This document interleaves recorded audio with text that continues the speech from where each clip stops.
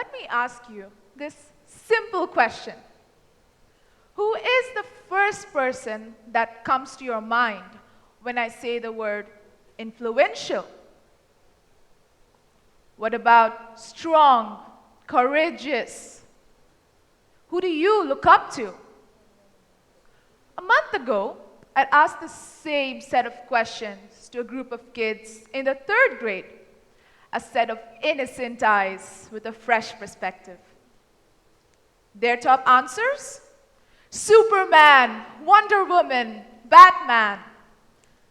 Now, it's no surprise that children look up to all these heroes, since they are strong, since they're courageous, and since they're most certainly influential. What's surprising, however, is how almost no one replied with my mom, my dad, or my teachers. Nevertheless, one can easily argue, oh, come on, they're children. They're influenced by unrealistic fantasies of heroes saving the day. Okay, so I asked my classmates the same questions. Their top answers? Superman, Wonder Woman, Batman. It made me wonder if these caped crusaders are what children and teens look up to, then does it mean that having extraordinary qualities is what defines a true and binding leader? Good morning, everyone.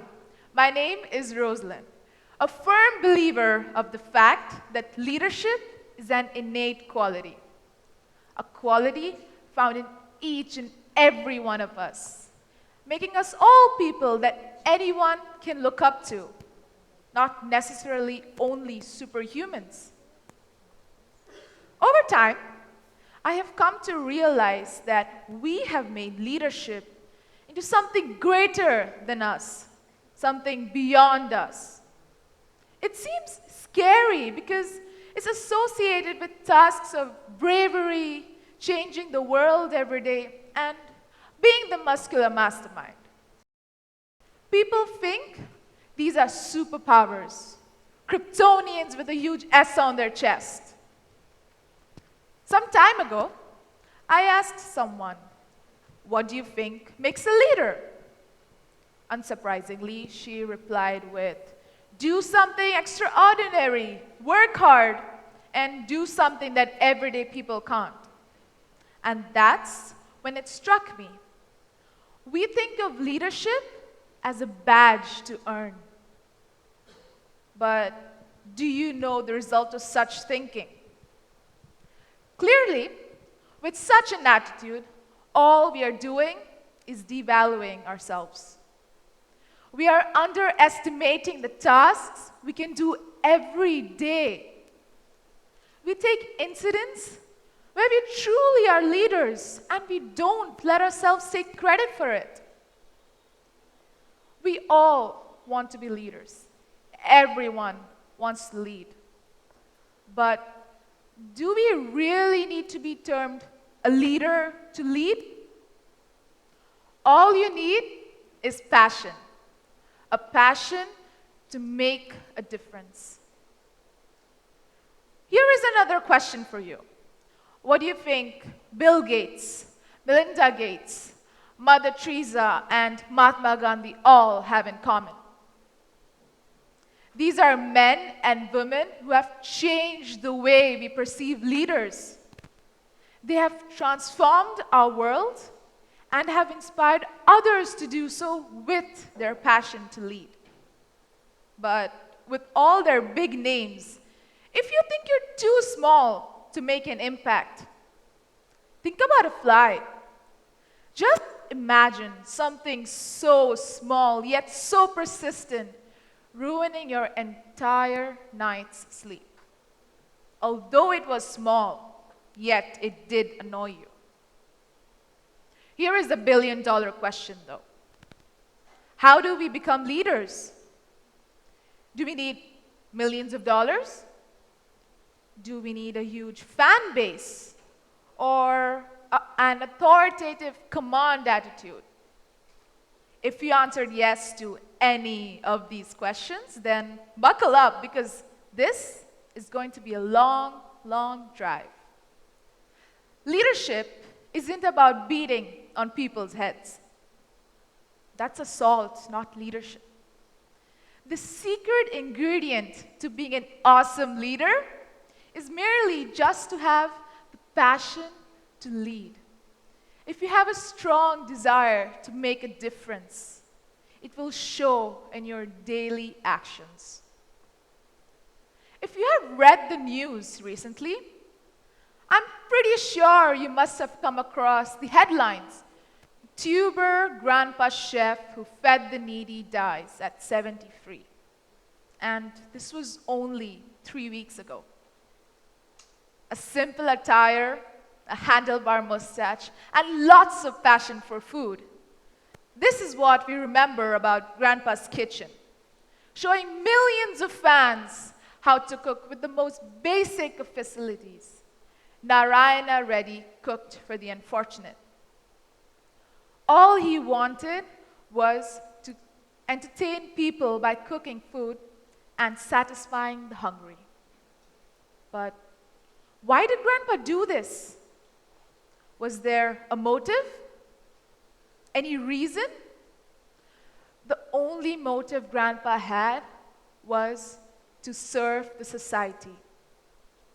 He wanted to serve the hungry in his community, and the only factor that drove him to do this was his compassion for the poor. And in that moment, Grandpa was truly a leader. He showed passion for compassion in his day-to-day life. He didn't need a Superman cape. He didn't need a Batmobile. He didn't need Thor's hammer. And yet, for the poor he fed, and for me, he is a leader. A compassionate leader who made a difference. But wait, what exactly is compassion? Compassion is not a trait, nor is it a characteristic that you can build. It is a quality you possess, a quality which allows you to feel for others without having to go through their experiences. It is not a quality which can be taught or bought. It can only be felt. To understand compassion a little better, try imagining someone who has changed your life with one small action they have done.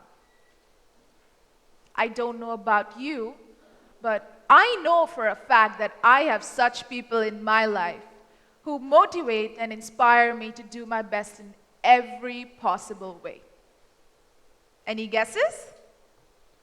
Well, it's none other than my teachers who push me to give my best every day and make me a better version of myself. What better example of compassionate leaders? I believe that the purpose of life is to be happy.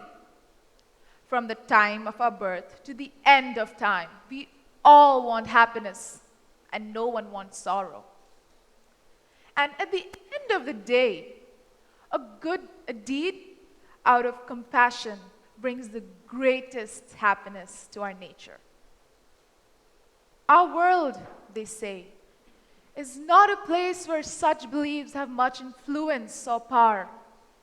They claim that anger and hatred is so much part of humanity that we will always be dominated by it.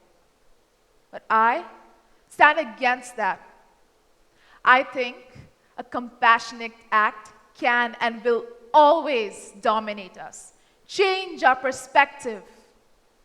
And the formula to a compassionate act is to merely just have the passion to lead and to serve.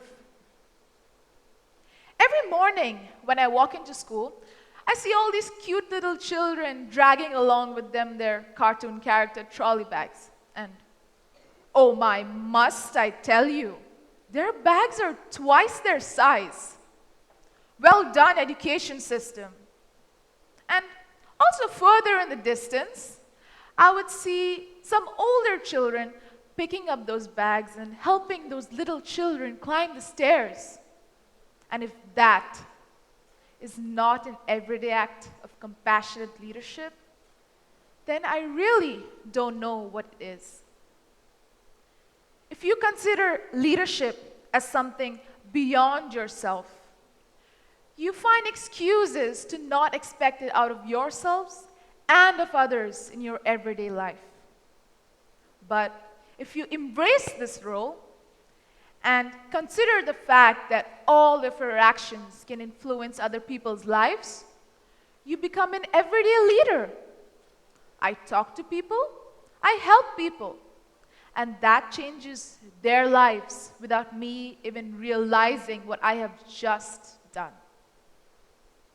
I see all these faces in this lovely crowd here. And do you know what I see? I see leaders.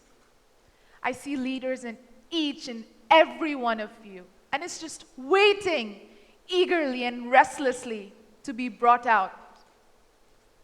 Don't you think it's time to bring out that passion and make a difference?